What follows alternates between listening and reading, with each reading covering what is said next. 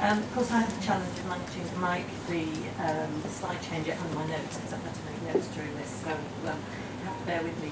I come to this with a completely different perspective. I'm actually a surveyor by training, so I am interested in the physical environment and how we can adapt that physical environment to accommodate your needs, the student needs, and the needs of the institution.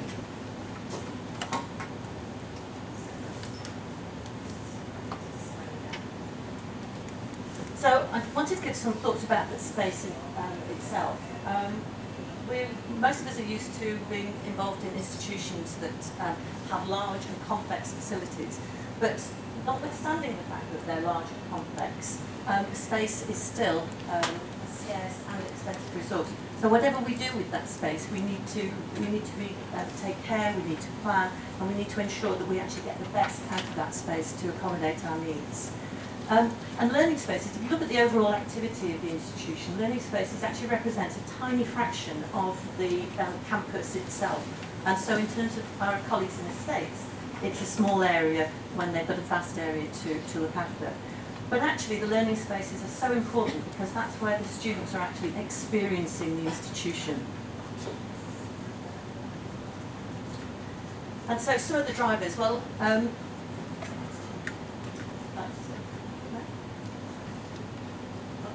so all of our speakers this morning have spoken about all of the different elements that are going forward to change the way that we look at our spaces and that we develop them in order to accommodate the new and changing needs. And we know that education is changing, the delivery technology is changing at such a rate, and physical spaces can't keep up with that in a particular timely fashion. And also the type of learning spaces that are created very much demonstrate the intent of the institution in terms of the delivery of its teaching and learning. And students make choices in terms of where they study on the basis of the facility, the quality of the facilities, and the aspirations of the institution. And in terms of our students today, well, we were calling, the Presky was calling them digital natives, but perhaps these days they're more residents or visitors because they're immersed in the technology. They may not know so much about what's going on in the background, but they certainly know how to use it. And they're using all sorts of different tools in order to study, and we're having to keep up with them. And you know, this list isn't meant to be definitive, but these are the things that they're involved in. And as Paul said earlier, in class they're doing lots of things. I've observed, sat in classrooms and observed the students are taking notes, they're checking their email, they're maybe working on other documents, and so they're doing a huge amount of activity all at the same time. And so in terms of the design of the learning spaces, we now understand that we're trying to make the spaces accommodate a huge amount of differing and sometimes conflicting activities. The sheer range of things that we've seen this morning in terms of the virtual environment, the physical environment, the group working, our spaces are limited and they can be very inflexible. And we're trying to create a situation where we can respond to the different needs.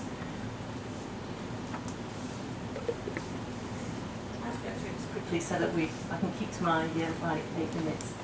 So I think one of the things that we really need to understand is that in terms of learning space design and taking a strategic approach to design, there is no one-size-fits-all design.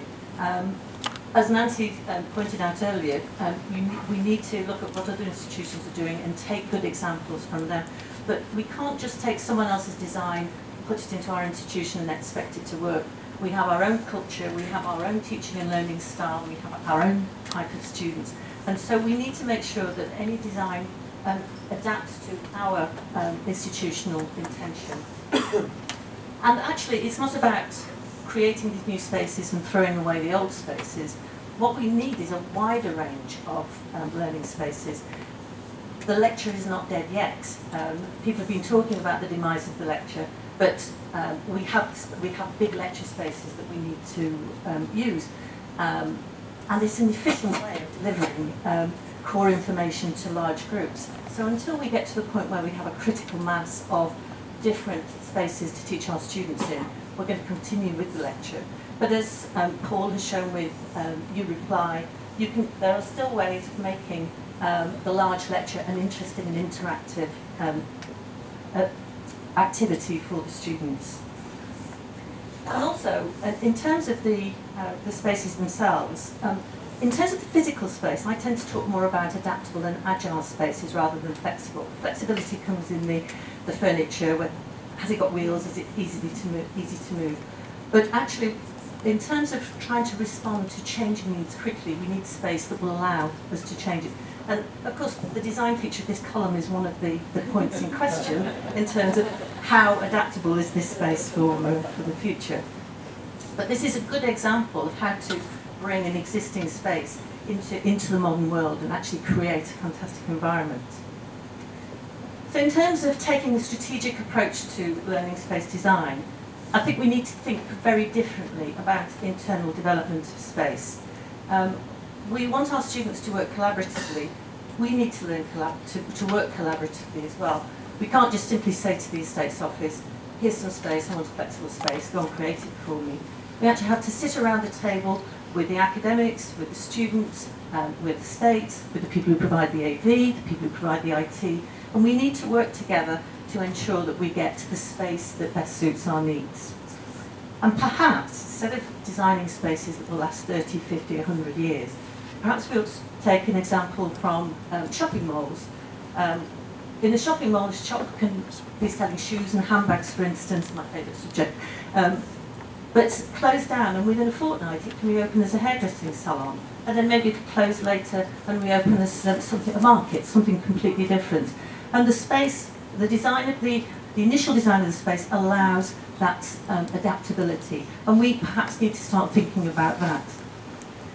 And of course, that brings about it a really huge challenge in terms of culture, because the university, the funding councils, people are looking to us to actually build quality facilities.